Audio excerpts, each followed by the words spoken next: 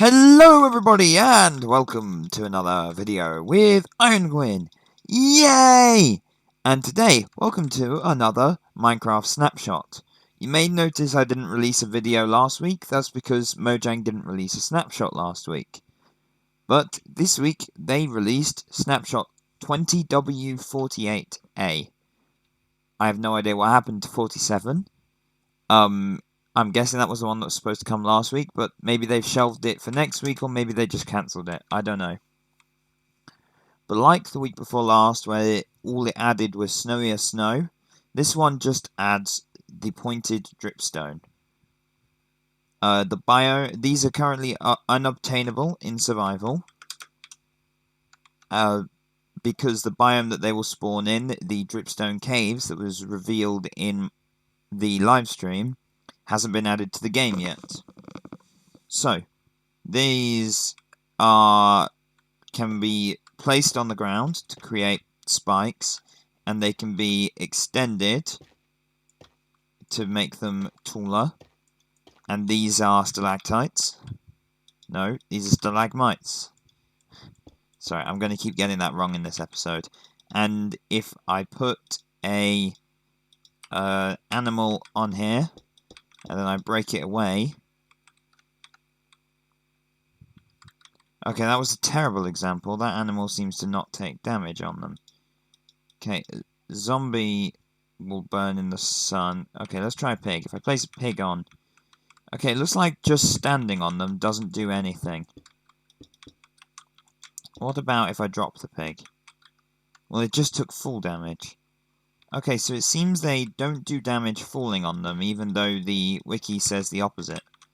Oh yeah, if you create a tower of it, these can grow infinitely tall, and then you break the bottom block, all the items above it will fall down like a piece of sugarcane. But if you build up one from the ceiling, and then break the block it's using to hang on, they will fall down and kill whatever is beneath. If I grab some glass, let's just use white glass,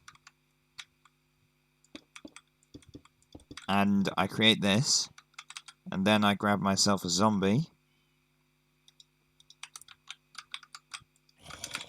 I then put the pointed dripstone here, and then break that one, it will damage the zombie.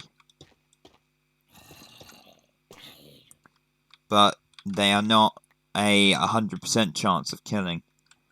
There is not actually...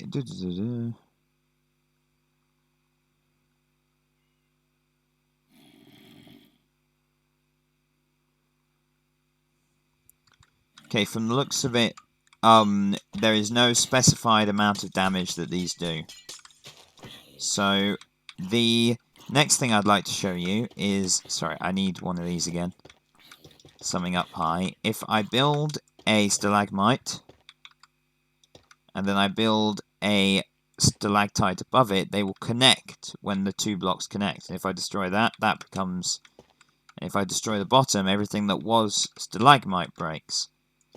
If I remake that, and then destroy that one, everything that was stalactite will break. So they are two different things, they just connect to create a cool texture.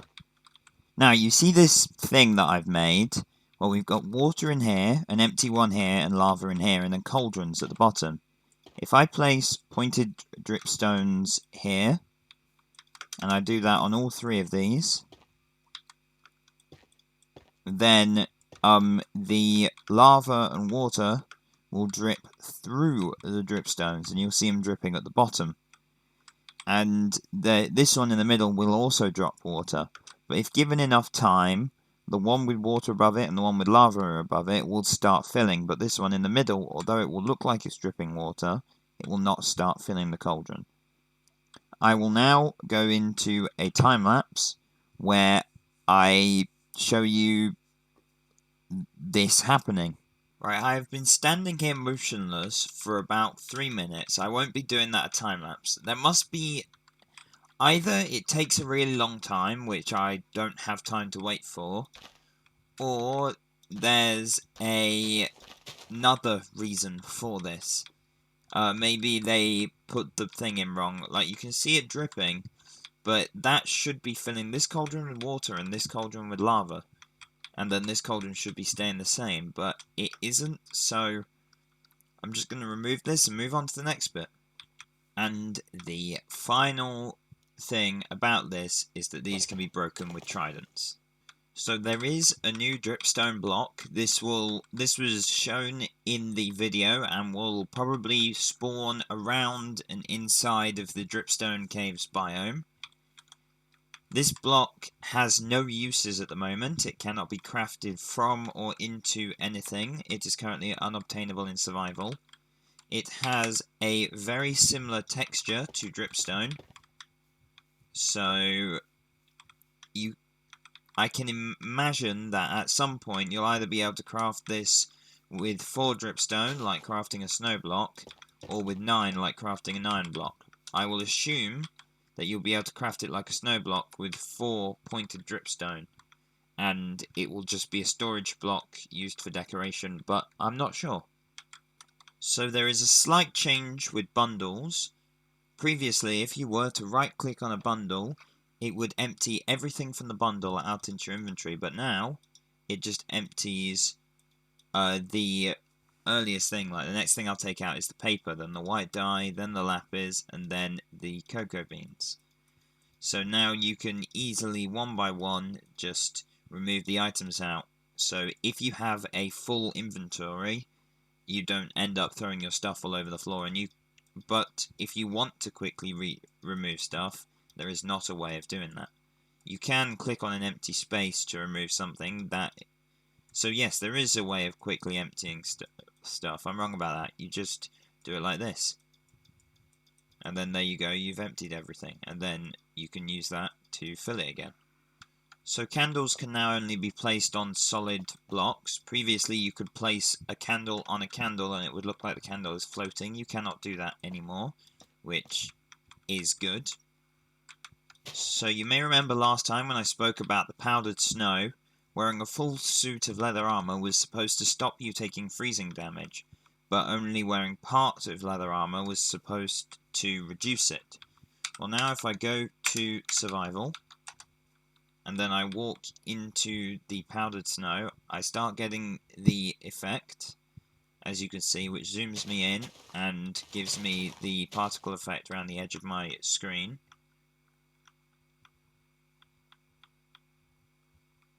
Then I get the snowy hearts and start taking damage. Now if I put the leather armor on, any piece of leather armor, so just a leather tunic, then the effect goes away, and the hearts go away, and it's just a quicksand block that I can't get out of. But if I was to take the leather tunic off, then it would go back to killing me again. Now there are a few more texture changes.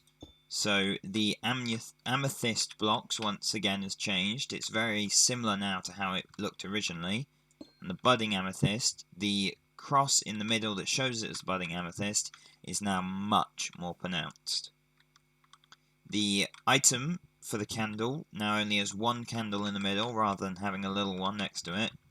The clock has changed and now is a more similar colour to the golden ingot, whereas previously it was a slightly different shade, and the compass is now a more similar colour and shading to the iron ingot, whereas previously it wasn't. There are also some technical changes and a few changes for just some basic blocks. Now, although it isn't mentioned, I did notice that there were some changes to the spyglass. So the model for the spyglass has changed. It's no longer a 2D item, it's now 3D. And the way it looks when you're using it has now changed. Previously you were just holding up the item, but now you actually put it to your eye. And something that I think is much better, looking through it now, you have a square, because it's Minecraft, instead of a circle. So I think the spyglass is now much better. Fits much better in with the game of Minecraft, being a square instead of a circle. So I am glad about this, and I don't understand why it wasn't shown in the listing for this snapshot. So I hope you enjoyed this snapshot. If you did, please like, comment and subscribe.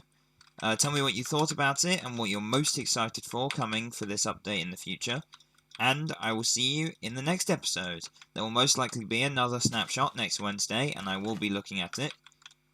But until then, I will see you very soon. Farewell.